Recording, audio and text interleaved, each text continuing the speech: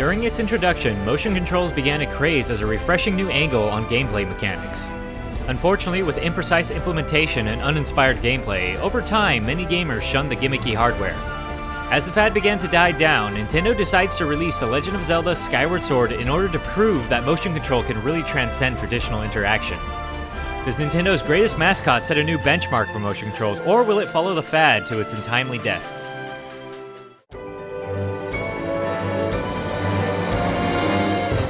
Story has never been a main selling point in Zelda games. Characters are often hollowed out and one-dimensional with little to no dialogue present. Although Skyward Sword doesn't deviate from this formula, it puts a greater focus into the story than we're used to. Throughout the game, we see many supporting characters take on greater roles, which makes it feel that the player is a part of a bigger picture.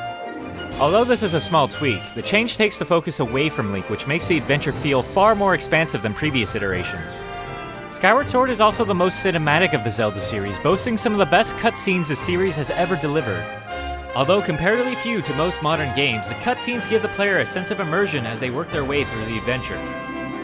The story itself is quite simple, and as again, the Zelda series is not known for its narrative. The game still follows the same basic tale where Zelda gets whisked away by some dark force and the hero, Link, has to rescue her. Along the way, Link traverses through various trials and dungeons to prove his worth. However, the selling point of the story is that Skyward Sword is the very first Zelda game in the timeline. It draws references to other games and allows the player to fill in the gaps. It's a nice twist on storytelling since new players get to experience the very beginning while old fans witness the history of a beloved franchise. Although motion controls are panned by many gamers, some of Skyward Sword's greatest moments come from its innovative use of hardware. Combat is an area where the one-to-one sword motions really shine. A battle with an enemy or boss is no longer a typical hack and slash, but is now more akin to a calculated game of chess. Enemies learn to anticipate attacks, which forces the player to formulate a battle plan. This makes the combat mechanic feel far more like a duel, and each fight ends with a high sense of satisfaction. This is definitely a core mechanic in the game that Nintendo should consider keeping for future installments. However, motion controls have always been on the end of harsh critique, and even a game as polished as Skyward Sword cannot escape the criticism. Where some games such as Mario Galaxy tend to blend motion control with traditional layouts, Skyward Sword displays some of the Wii's most forced uses of motion control. There are several instances in the game where conventional control schemes would be more efficient, but since the motion controls are forced upon the player, they end up feeling awkward and tiresome. Flying, swimming, and skydiving all feel strangely foreign, and it's not something you can get used to. The overworld in Skyward Sword is another area that feels like a throwback. Instead of a traditional roaming field, Skyward Sword has a central sky hub with a single town leading to 3 expansive worlds below. The sky feels incredibly barren, with only a few small islands that have points of interest. Since the flying mechanic is awkwardly motion-based and the player is forced to fly for extended periods of time, it's not exactly the most enjoyable experience. And since there is no method of teleportation in this game, be prepared to traverse these skies constantly if you're looking for 100% completion.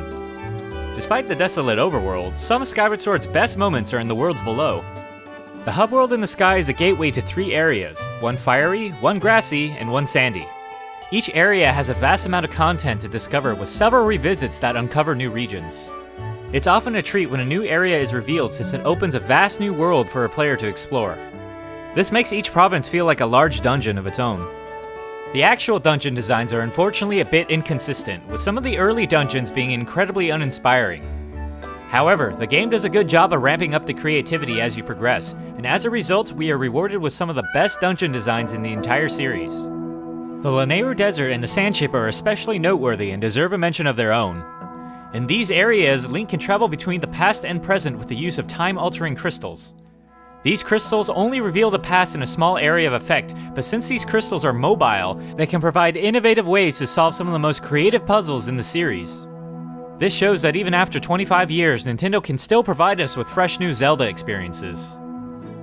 Although there is much criticism on the character Fi by devoted Zelda fans, Fi's inclusion as the game's stater of the obvious actually serves a greater function. Since the Wii's audience members includes more casual gamers than hardcore, Fi's purpose is to aid first-time Zelda players and not hardened veterans. Although she can sometimes be incredibly unhelpful, her statements of the obvious assures that newer players never get lost through the long adventure.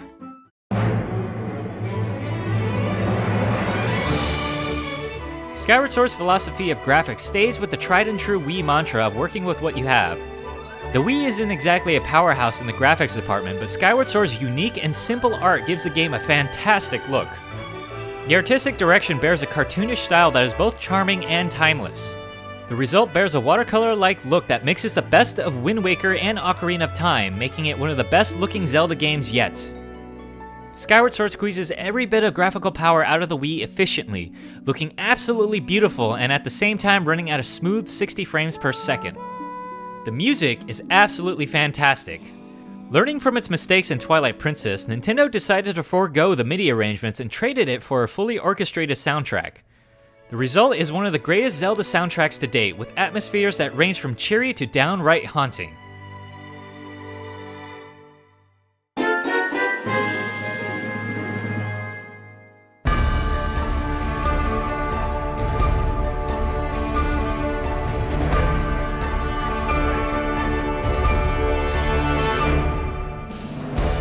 Skyward Sword shows that despite being made for an aging console, the game can still prove to give an immensely entertaining experience that far outshines its competition.